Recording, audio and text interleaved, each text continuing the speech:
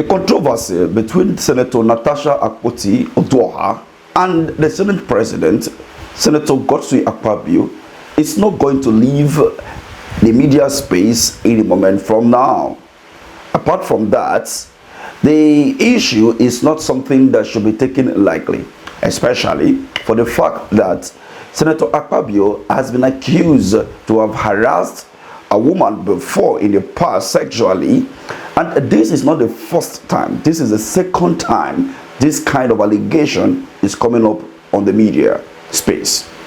Now, she was suspended, and among some of the criteria, or will I say the rules of her suspension for 6 months, was the fact that she is not supposed to present herself internationally or locally as a senator, in Nigeria, as well as her salary being cut off. The implication of that is, if at any point in time she eventually appear in any occasion anywhere and present herself as a senator, in Nigeria, then her suspension may be elongated, and that's indefinitely shows that she will not return back to the Senate until the general election in 2027. Now, you already understand the reason why. So there were some comments even from the plenary that the senator representing Kogi will not be returning back to the Senate because of those conditions attached to her suspension.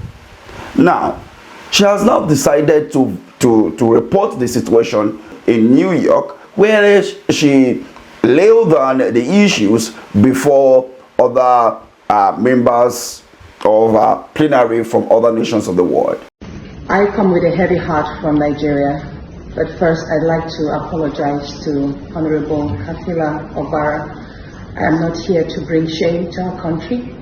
I'm here to seek help for the women of Nigeria.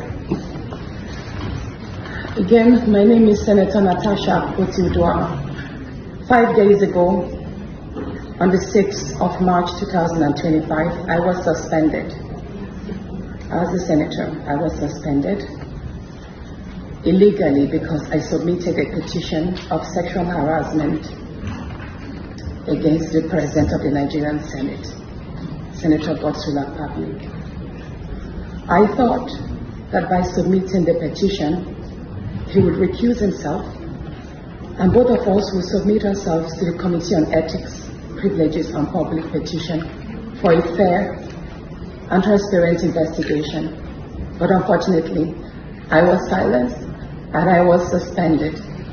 I was suspended for 6 months, amongst many other stringent conditions, such as taking away my security, taking away all the officials, vehicles and other items that were handed over to me as a senator. My salaries will be cut off. I must not appear anywhere near the National Assembly, and for 6 months I'm not to introduce myself or present myself as a senator locally in Nigeria or internationally. That means I'm here illegally, but I have no other place to go but to come here and speak to you women, because this is a bigger picture.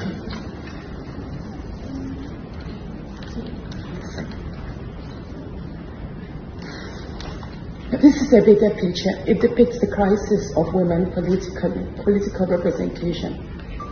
My suspension is not just about me. It's about the systemic exclusion of women from political leadership in Nigeria. Women make up 3.6% of political offices, and in the Senate it's just 2.8. We have 109 men and only 4 of us are women. So right now it's 108 with only 3 women. This is a clear case of political victimization, punishment for speaking out against impunity, corruption, and gender-based violence. The United Nations Declaration 48/104 declares sexual harassment as a form of gender violence. The Senate's actions are an assault on democracy. I was elected by my constituents to represent them. Yet a few powerful men have unilaterally decided to silence their voices by suspending me for 6 months. My call for an open and transparent investigation into harassment allegations have been met with hostility instead of accountability. If a female senator can be treated this way in the full view of the world, imagine what ordinary Nigerian women will go through every day in workplaces, in universities. Looking at this now, you will understand that the APC-led government has done nothing but disgracing and demarketing Nigeria at the international stage. We had under Buhari's administration that the Nigerian youth are lazy youth. It was something that, trained, and many had conversation about it as to who was demarketing Nigeria. President Bola Ahmed Tinubu came into power, and the people in his cabinet continued to dish out misinformation to Nigerians and to the larger world. Remember the visa ban to UAE, remember the lifting of the visa ban and all of those propaganda that flied in 2023 and 2024. We have seen a lot of issues that has happened since the administration of Bola Ahmed Tinubu. And here we are again, another controversy at the Senate. Remember the 2024 budget padding, which led to the suspension for 3 months of Senator Nenge. Was that matter investigated? Was the budget padding actually? Yes, we saw the increase of the budget from one figure to another. But now they were able to maneuver the whole issues and they settled amicably, even though the suspension was still served by Senator Nenge.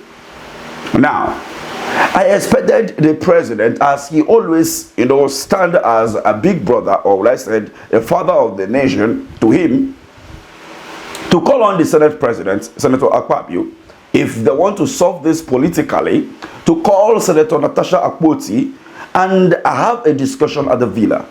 Yes, this is something that had to do with investigation, and also the fact that the National Assembly is supposed to be left alone to investigate this issue. But for it not to expand to this, current situation, if I was the president, there is nothing wrong if you call the Senate president and ask him to, okay, fine, let's settle this matter, withdraw this, let's settle this, apologize, and everybody move on. And the issue of this, even if this petition has been submitted already, okay, fine. I don't want this issue to drag. I don't want this to drag issues that will make the National Assembly to work perfectly well. Senator Akpabio, Senator Natasha, you people to submit yourself before the Ethics Committee and solve this issue amicably. But anyway, that may not happen. But what do you make of this? Let's have this conversation in the comment section. Thank you for watching.